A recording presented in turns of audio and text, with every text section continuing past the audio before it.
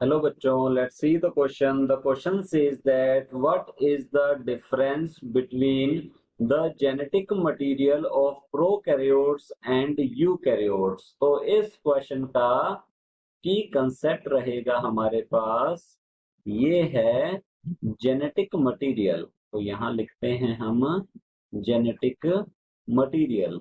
Genetic material में genetic information store होती है और जेनेटिक मटेरियल की तरह जो मॉलिक्यूल वर्क करता है वो है डीएनए।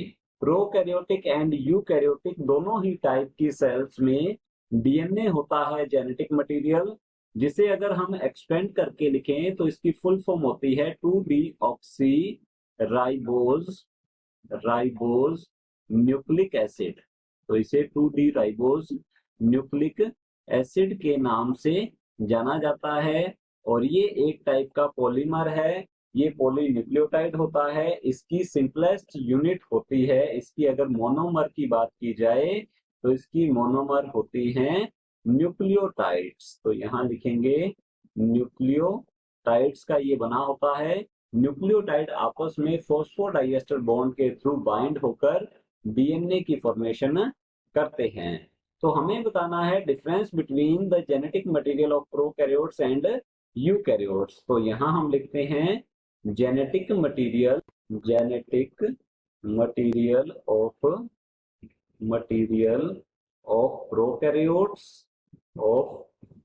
प्रोकैरियोट्स और सेकंड है जेनेटिक मटेरियल ऑफ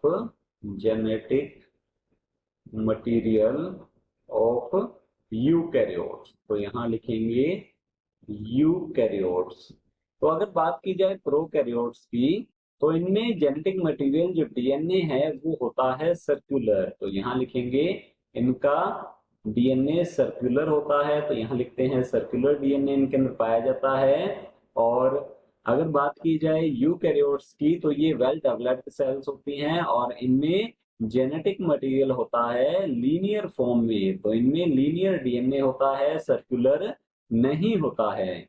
अगर सेकंड डिफरेंस करें तो जेनेटिक मटेरियल प्रोकैरियोट्स का ये स्कैटर्ड होता है साइटोप्लाज्म में।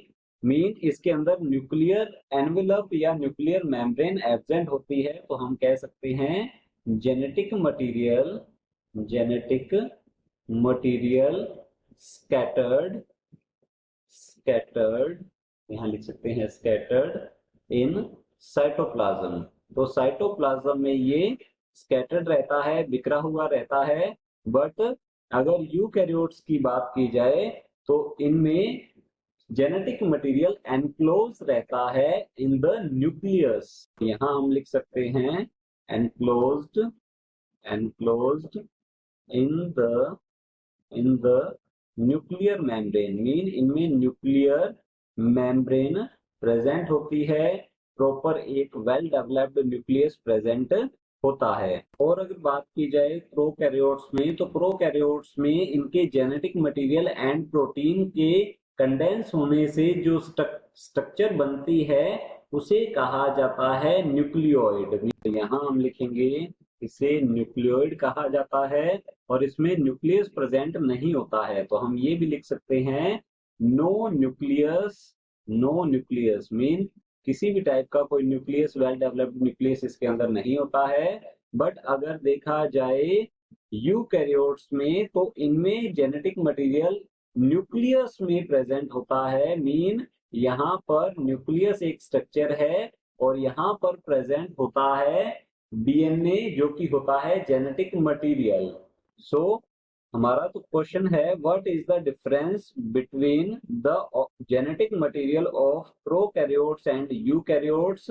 तो हमने यहाँ पर डिस्कस किया है जेनेटिक मटेरियल के बारे में और फिर हमने डिफरेंस किया है genetic material of prokaryotes and genetic material of eukaryotes में।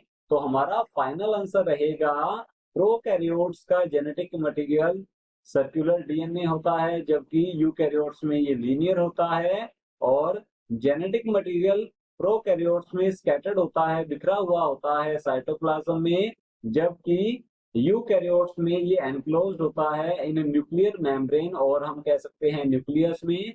तो इससे जो स्ट्रक्चर बनती है प्रोकैरियोट्स में उसे कहा जाता है न्यूक्लियोइड, जबकि जो यूकैरियोट्स हैं इनमें वेल डेवलप्ड न्यूक्लियस प्रेजेंट होता है और इसी वेल डेवलप्ड न्यूक्लियस में प्रेजेंट होता है हमारा genetic material. Hope you understood it well. All the best. Thank you.